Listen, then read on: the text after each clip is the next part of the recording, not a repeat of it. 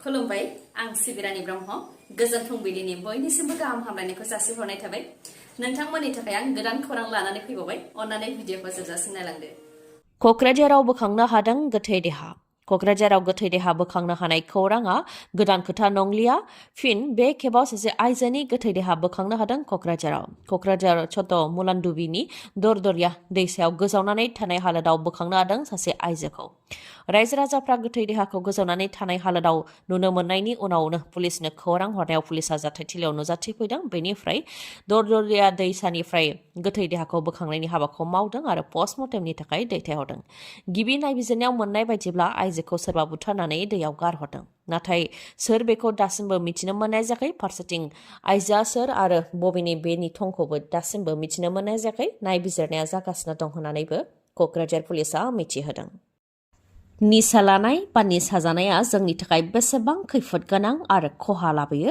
जों बेखौ बयबो मिथिगौ जौआ बा निसाया जेब्लाबो जोंनि खहासो लाबोयो निसा लानाया जोंखौ साननो हनो रोङै खालामो आरो बांद्राय निसायाव थायोब्ला जों गुबुनजों मिनिजानो गोनां जायो नाथाय बे निसानिफ्रायनो गोजानाव थानो हाया माखासे सुबुङा नगावआवबो निसाखौ लानानै गिख्रंथाव जाथाय ड्राग्स बायनो रां मोनैनि थाखायनो गावनि न'खौनो अर सावनानै लादों सासे सुबुङा नंगौ बे गिथावना जाथाया नगावनि मरंनि फोथाराव जादों जमिर आली मुंनि सुबुङा ड्राग्स बायनो थाखाय गावनि बिमानाव रां बिदोंमोन नाथाय रांखौ मोनिलाय गावनि न'आवनो अर सावनानै लादों जमिर आलीया जायजों न'आ ब्लाव ब्लाव अर जोंनानै गासैबो सायाव हांगार जादों सावनाय न'निफ्रायबो गं 70 गोबां निसा सिराप मोननो हादों लोगोसे गोबां टेब्लेटबो मोननो हादों ड्राग्स बायनो थाखाय बिमानाव रां बिनानै मोनिनि थाखायनो गावनि न'खौ अर सावनानै लानाय जाथायखौ लानानै गामिनि रायजो राजाफ्रानो ओंखारनानै जमिर आलीखौ हमदों बेनि उनाव पुलिसनि आखायाव गथायनानै हरदों भारतनि मादाव लावसिन सी ब्रिज अदेबानि लैथोसानि दालांखौ बेखेवबाय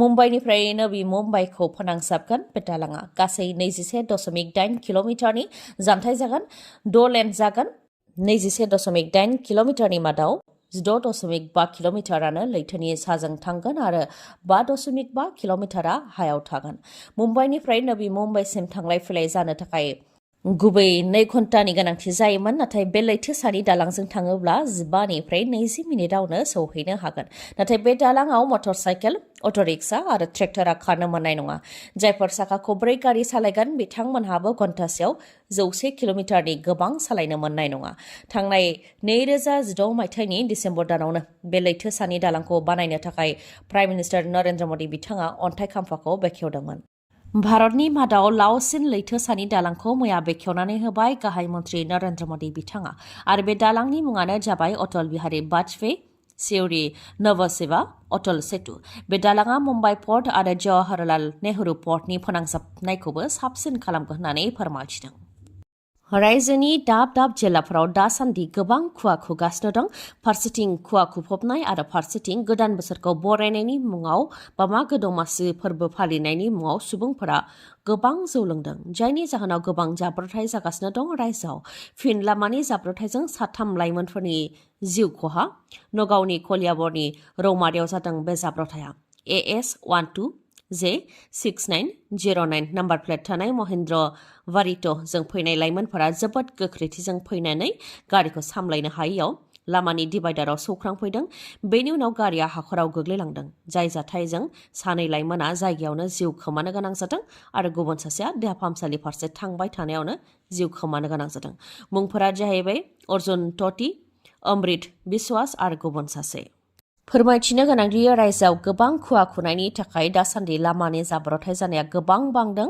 बेनि अनगायैबो माहारियारि राजा लामायाव खामानि मावबाय थानायनि जाहोनाव वान वे अदेबानि दोंसे लामाजोंनो थांलाय फैलाय खालामनायनि राहा खालामनानै होनायनि थाखाय जाब्रबथाय जानाया गोबां बांदों मोना आरो फुंनि समाव जाब्रबथाय जानाया बांसिन जादों बेनिखायनो दावबायनाय समाव मोना आरो फुंनि समाव दावबायनायनिफ्राय गोजानाव थानो हायोबा गाव गावनि थाखाय आरो न'खरनि थाखायनो गाहाम जागोन नगावआव गिख्रंथाव बेफ्रुनायजों 4 गथ'सानि जोखोम नगावनि खान्दालिनि पुलिस फायारिं रेन्जनि फोथाराव बे बेफ्रुनाय जाथाया जादों जायजों 4 सुबुङा जोखोम जानो गोनां जादों पुलिस फायारिं रेन्जनि स्मक सेल बेफ्रुनायनि थाखायनो बे जाब्रबथाया जानो मोन्दों। फोरमायथिनाय बायदिब्ला पुलिस फायारिं रेन्जनि स्मक सेला गोरोन्थियै फोथाराव गोग्लैनानै दंमोन। बेखौनो गथ'साफ्रा खननानै गारहरनो नाजादोंमोन। बेयावनो बेफ्रुनाय जाथाय जादों, जायजों साब्रैया जोखोम जानो गोनां जादों। उनाव जोखोम जानाय गथ'साफोरखौ Nagaon medical college and hospital फारसे फाहामथायनि थाखाय दैथायहरनो गोनां जादों। जोखोम जानाय गथ'साफोरनि मुङा जाहैबाय मंगलेश्वर सावताल, रन्जु मदि, बिकास सावताल आरो नितुमणि गगै। मागो दमासि फोरबो जानो गेजेराव सानसेल'सै। मागो दमासि फोरबोनि समाव बिलो दैमा दैसाफोराव ज'यै ना हमनानै आसामनि थागिबिफोरा गोलाव बोसोरनिफ्रायनो रंजाबोदों। बेबायदिनो काजिरङा माहारियारि हाग्रामानि खाथि खाला थानाय बिलो दैमा दैसाफोरावबो ना हमबोदों गोबां सुबुंफोरा। ना हमनायखौ गुबुन बोसोरफ्राव हेंथा होबोदोंबाबो गोबां दुंहाव थासारिबो जाबोदों। फिन बे खेबावबो गलाघाट जिल्ला प्रशासन आरो बिश्वनाथ सारियाली जिल्ला प्रशासन मावख'निफ्राय सेक्सन 144 फोसावदों। काजिरङा माहारियारि हाग्रामानि खाथि खाला थानाय दैमा दैसा बिलोफोराव जाहाथे ना हमा बेनि थाखायनो सेक्सन 144 फोसावदों। फोरमायथिनाय बायदिब्ला दैमा दैसा बिलोफोराव ना हमनायजों आबहावाया गुबुङो, लोगोसे हाग्रायाव थानाय जिब जुनारफोराबो डिस्टार्ब मोनो आरो माहारियारि राजा लामायावबो गोबां सुबुंनि होंगो दोंगो जायो होननानै फोरमायथिदों। जायनि थाखाय सेक्सन 144 फोसावदों आरो बे सेक्सन 144नि बायदियै गनायथि लायालासे साबानि गोबां सुबुंफ्रा थुबुर जानो मोना। सा सानजानि माखासे ओनसोलफोराव गेस सिलिन्डारनि आंखाल जानो हागौ। मागो दमासि फोरबोनि गेजेरावनो दुखुनांथाव खौरां। सा सानजाजों लोगोसे आसामनि माखासे ओनसोलफोराव गेस सिलिन्डारनि आंखाल जानो हागौ। फोरमायथिनाय बायदिब्ला सा सानजा भारतजों लोगोसे आसामनि माखासे बटलिं प्लान्टफोराव एलपिजि सिलिन्डारखौ साप्लाय होआखै। गारि बिगोमानि हेंथा आइअसिएलआ माखासे थांखिफोर लानायनि थाखायनो एलपिजि सिलिन्डार साप्लाय खालामग्रा गारिफोरखौ गारि बिगोमाया सालायहोआखै होननानै फोरमायथिदों। आरो जेब्लासिम गारि बिगोमाफोरनि हेंथा राहा लानायखौ आइअसिएलआ बोखांनानै लाया अब्लासिम गारिखौ सालायहोनाय नङा होननानैबो फोरमायथिदों। अदेबानि एलपिजि साप्लाय खालामनो होनाय नङा होननानै फोरमायथिदों। आसामनि माखासे ओनसोलफोर जेरै सा गुवाहाटी, मिर्जा, सरपरा, सिलचर, तिनसुकिया, दुलियाजान आरो डिमापुर बेफोराव थानाय बटलिं प्लान्टफोराव एलपिजि सिलिन्डार साप्लाय होआखै। जायनि थाखाय बेफोर ओनसोलाव गेस सिलिन्डारनि आंखाल जानो हागौ। बे मागो दमासि फोरबोनि समावनो बेबायदि बन्द फोसावनायखौ लानानै खाफालाव आखाइ होदों आइजोफोरा। बे मागो दमासिनि समाव जाहाथे गेस सिलिन्डारनि आंखाल जानो गोनां जाया, बेनि थाखाय जाहाथे सोरखारा एलपिजि सिलिन्डार साप्लाय खालामग्रा गारिनि बिगोमाफोरजों सावरायो आरो माबा मोनसे मोजां थांखि लायो, बेनि थाखायबो सोरखारनिसिम खावलायो आइजोफोरा। लकसभा बिसायख'थिनि सिगां बिजेपि दोलोनि गेदेर देरहासारनाय। थांनाय 8 जानुवारियाव नर्थ काचार हिल अट'नमास काउन्सिलाव बिसायख'थि जादोंमोन, जेराव 48 बियाबनि थाखाय सा 87 बिजाथिफोरा बिसायख'थिनि थाखाय गसंदोंमोन। बेनि मादाव 6 बिजेपिनि बिजाथिफोरा गुबुन बिजाथि गैयैनि थाखाय, अदेबानि बेरेखा दोलोनि बिजाथि गैयैनि थाखायनो बिसायख'थि जानायनि सिगांनो देरहाखादोंमोन। बे काउन्सिल बिसायख'थियाव बिजेपिनि गेदेर देरहासारनाय। 48 बियाबनि मादाव 25 बियाबावनो बिजेपि दोलोआ देरहासारनो हादों आरो 3खौ उदां बिजाथिया देरहासारनो हादों। नर्थ काचार हिल्स अट'नमास काउन्सिलाव गासै 1,41,124 भटारफोर दङ।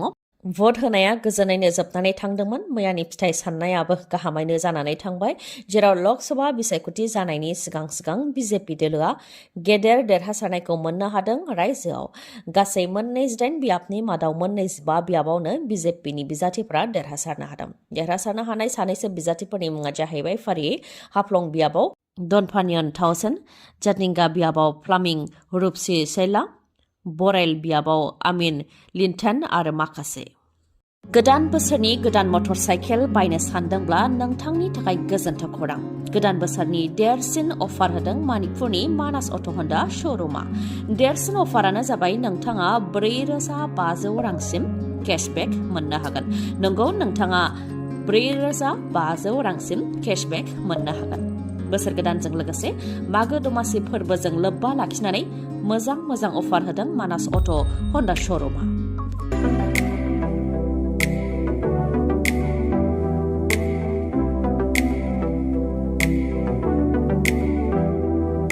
अफारफोरा जाहैबाय 2,000निफ्राय 4,500 रांसिम केशबेक मोननो हागोन। बेसेन नाङालासे 5 लिटार पेट्रल मोननो हागोन।